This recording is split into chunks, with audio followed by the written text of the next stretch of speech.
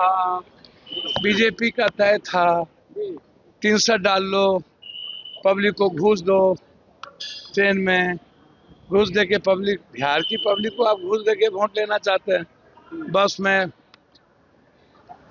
पैसा डालो, ट्रेन से छठ में ले आओ, पहले 300, 200, 10,000, 3 बार एक ही चीज़ों का सरकार भवन का उद्घाटन करो, 3 बार रोड का उद्घाटन करो, झूठ का बोलते रहो, विकास कोई काम रोड पर उतरा नहीं।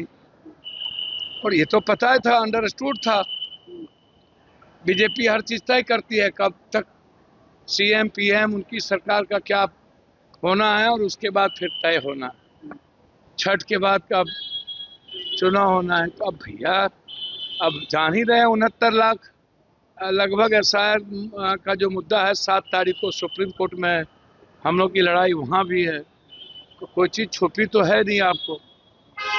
इसलिए चुनाव आयोग का तो कोई मतलब नहीं है ना, ये तो एजेंडा ही सब कुछ बीजेपी तय करती है। कब तक पब्लिक के साथ हमको झूठ बोलना है, कब तक पब्लिक को हमें पूरे देश में जिस तरीके से फरेब झूठ बोल करके लोगों का वोट इधर से उधर करते रहे, बिहार में भी करना है, तो वो तो यहाँ चलेगा नहीं, क्योंकि वोट की जो गिनती है वो नेहरू जी के पुण्यतिथि जन्म तिथि पर, प्रथम प्रधानमंत्री देश के, तो ये जीत तो पहले ही हो गई हम लोग, जनता की जीत हो। तेजस्वी यादव ने कहा है कि इस बार परिवर्तन के लिए बिहार वोट करेगा। या परिवर्तन के लिए तो बिहारी सीएम होगा तेजस्वी के साथ, ये हर एक बिहारी सीएम। भैया मुझको तो समझ में नहीं आता है। मैं पहले भी कहा कि सीएम मुद्दा ही नहीं है, व्यक्ति मुद्दा ही नहीं है, बिहार और बिहारी मुद्दा है, जनता मुद्दा है। और एनडीए ने जो 16 सालों में बिहार की दुर्गति की है, मुद्दा वो है, मुद्दा पलायन है, मुद्दा रोजगार है, मुद्दा फार्मर है, मुद्दा बच्चों की बेरोजगारी है। तो मुद्दा वहाँ मुद्दा सीएम नहीं है। सीएम हर परिस्थिति में, हमारे नेता राहुल गांधी जी ने कह दिया कि हम लोग बैठ करके, जब जनता हमें चुनाव जिताएगी तब विधायक दल के नेता चयन कर लेंगे कि सीएम कौन होगा।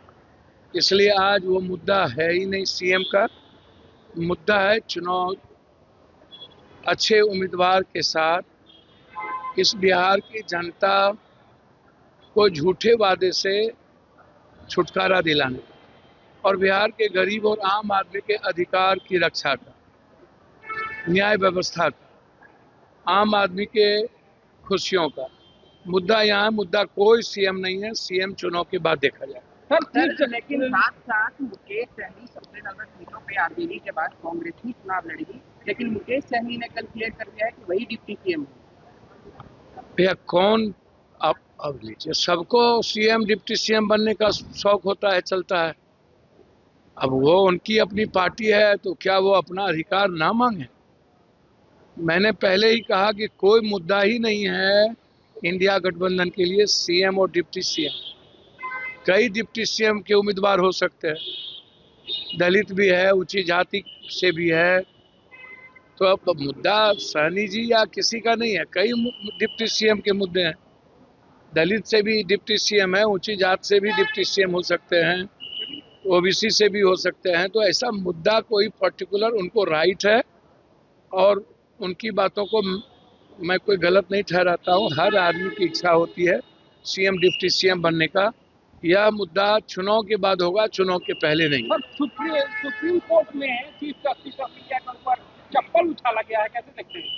देखिए, मैं आपको पहले ही कहा, जब कभी न्याय मजबूत होती है और दलित, एसटी, एससी, ईबीसी के लोग न्यायिक व्यवस्था पर बैठते हैं और लोकतांत्रिक मूल्यों की रक्षा के लिए संविधान को मजबूत करते हैं, तो मनुवादी व्यवस्था के लोग इसी तरह का व्यवहार करता है। इन्हें नहीं लगता है अच्छा कि जब कोई न्याय व्यवस्था हो और लोकतांत्रिक मूल्यों में संविधान को मजबूत करने वाला कोई भी प्रक्रिया गलत आदमी को अच्छा नहीं लगता है। यह गलत है और इसका कंडेम करना चाहिए।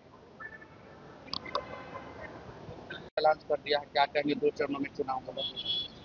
भैया मैंने पहले ही कहा कि चुनाव आयोग तो बिल्कुल एजेंडा बीजेपी का तय करती है। पहले से ही ये फिक्स था कि 3 महीने में हमको 200-300 रुपया, 10,000 रुपया बिजली, इन सब चीज़ों का प्रलोभन देना है, हमें झूठ बोलते रहना है। पहले भी कई मुद्दे बोले गए थे, विशेष राज, विशेष पैकेज, दलितों को मरने पर, एट्रोसिटी पर, अत्यंत पिछड़ी जाति पर, कोई मुद्दा इनका आज तक सही नहीं हुआ। पलायन पर नहीं मुद्दा हुआ।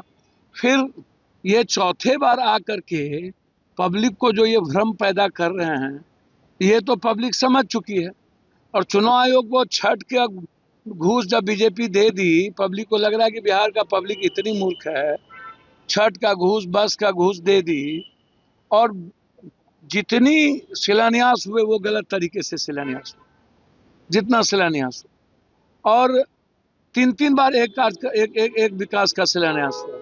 और अब तय था, पहले से फिक्स था कि इतने दिनों के बाद चुनाव आयोग लोगों को दिग्भ्रमित करेगी। अभी एसआईआर का मुद्दा सबसे महत्वपूर्ण है, वो 7 तारीख को होना है।